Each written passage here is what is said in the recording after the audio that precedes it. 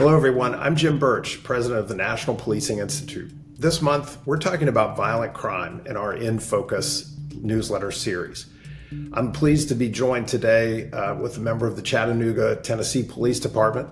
That agency has been doing some great work with the Crime Gun Intelligence Center program. This is a program that NPI has supported with the resources of the Bureau of Justice Assistance and the support of the Bureau of Alcohol, Tobacco, Firearms, and Explosives.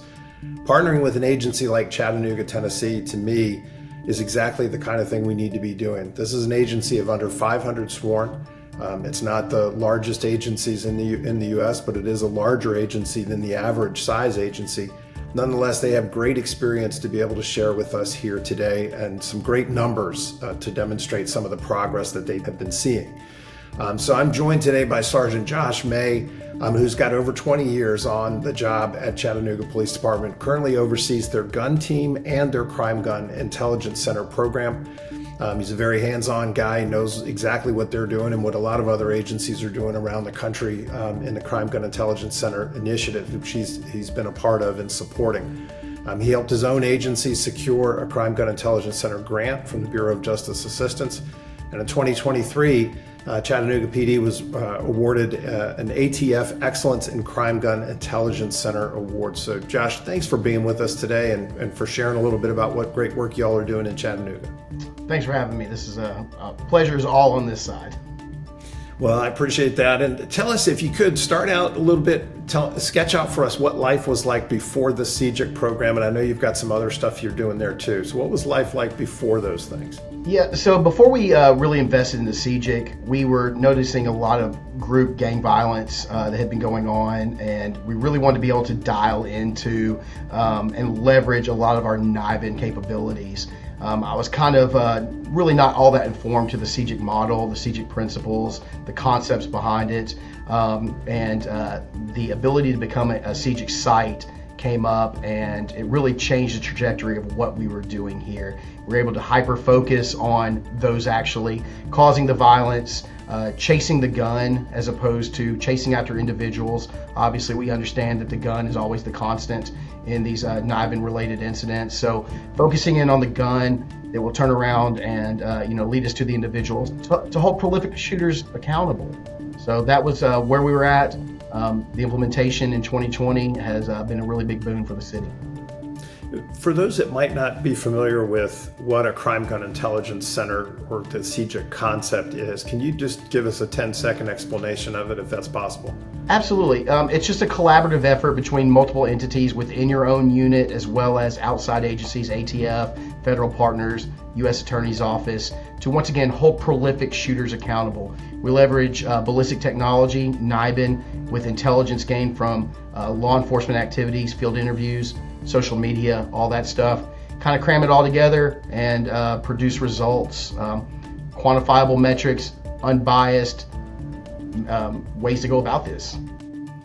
You know, speaking of stats, you and I had a chance to chat a little bit before this session today, and I was telling you that I was looking at the data for statewide data for Tennessee, and it looks like, from the indications that I've seen, you all have seen some real progress in terms of reductions in homicides, reductions in non-fatal shootings, and an increase in your clearance rate. Can you talk a little bit about what those numbers look like for y'all? Yeah, absolutely. So when we became a CSIC site in 2020, to last year, so over the those 4 years since we started the grant and were part of the CSIC grant, we saw reductions of 32% in our homicides and 17% in our non-fatal shootings. On the backside, the clearance rates were about 95% for our homicide unit, and our non-fatal shootings are about 25%. Once again, a collaborative effort. We have normalized the utilization of NIBIN and crime gun intelligence in all levels across units within the department. So it is when an incident happens, our homicide guys know that they're going to come to us. We're going to process the stuff, get them the information back, and make the cases within 48 hours. On average, how many crime guns are you all pulling off the streets annually? We're pulling about 1,200 guns off the streets annually. So So Josh, that's interesting. See, 1,200 crime guns annually taken off the street, and we know how important that kind of a statistic is, right? We've got to get those crime guns out of the community. Is there anything else you want to tell us about that issue? Yeah, so we test fire all the crime guns, and what we've seen over since the inception of the NIBIN unit in 2018 is that we've identified 1,610 firearms that have been used in incidents. So of those, using our chasing the gun methodology, we've recovered 1,175 of those guns. So we have those in our possession. And that's about 73% of the crime guns that we've identified in NIBIN leads. They're actually in our possession. So, that's why we choose to chase the gun instead of the individual. Well, I know you all have been doing some great work, and those numbers certainly tell that story. And you and I have had a chance to talk a little bit about some of the other agencies that you're involved in helping around the country. So we know that there are much larger agencies that are using CSICs, or the CSIC approach, and then there are smaller agencies as well using that same approach. But I find when we tell stories like this to other agencies around the country, one of the questions they always ask us is, how do we get involved in something like this? What are the lessons learned? What can we do here in our community if we don't have a CSIC? How can we replicate some of the success that places like you or Chattanooga and others are seeing? What would you recommend? What are your lessons learned there? It's a collaboration is key, because you can't do this as a law enforcement entity alone. You're going to need to reach out to your community providers. We launched a community violence intervention program. Before we did CSIC, we delved into focused deterrence principles and methods. I was actually focused deterrence coordinator. So once again, dialing in to the individuals.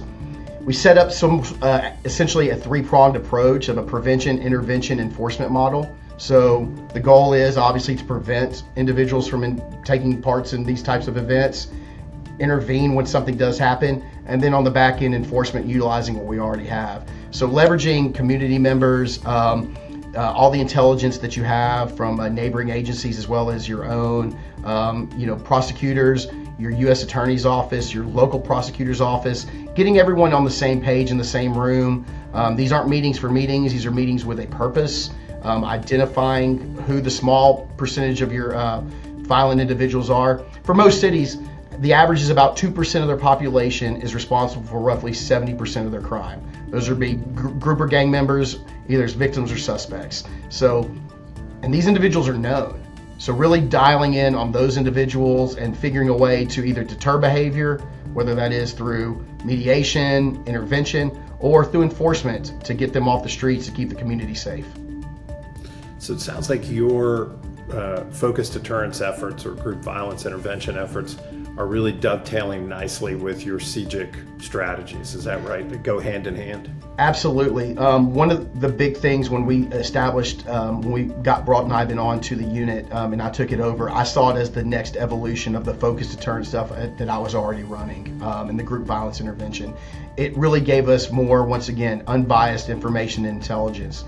Tracking those casings, when you identify who the suspect group is or the targeted group being targeted, and then you identify a suspect group, you've now narrowed down the scope of what you really need to focus on. You identify the most prolific guns on the streets, and once again, the biggest concept to understand is we're chasing the gun. The gun is the constant. It may change hands within a group, within a gang, but the gun is constant. So focusing on that, identifying those individuals, and then making the cases. There's still a lot of legwork to do, a lot of good intelligence, a lot of good investigation still there, but I'll tell you what, the NIBIN I wish we had this when I was in the gang unit back in 2007. It'd been a lot easier. It's a powerful tool. There's no doubt about it. Along with other tools that ATF, I'm sure, is bringing to the table, E-Trace included.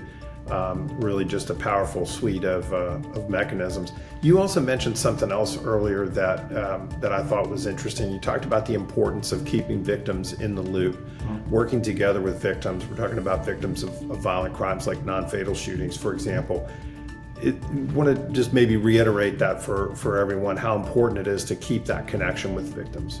Absolutely. We all understand the Sixth Amendment that, you have the right to face your accuser. So making sure that the victims feel comfortable enough, safe, have advocates to bring them into court. keeping them engaged. Oftentimes our victim services unit steps in and does all of that. The homicide detectives, our detectives, they're busy chasing calls from one way to the other. So having a unit that actually does that daily, that reassures and keeps everybody in the know has been really, really big, really important. Yeah. Well, Josh, it's great talking with you, and certainly great to hear more about the wonderful work that Chattanooga PD is doing. I know it's an all hands on deck exercise there, and you've not only been helping your own agency get there, but as I've mentioned earlier, helping other agencies around the country as part of our team of subject matter experts. So we certainly appreciate you and appreciate all you've given to your community and to the nationwide community. So thank you for your service. Yeah. Thank you very much for having me. I appreciate it. Well, appreciate it, Josh. And thanks to all of you for tuning in. We look forward to seeing you next month for another edition of our InFocus newsletter series with these video vignettes. Thank you.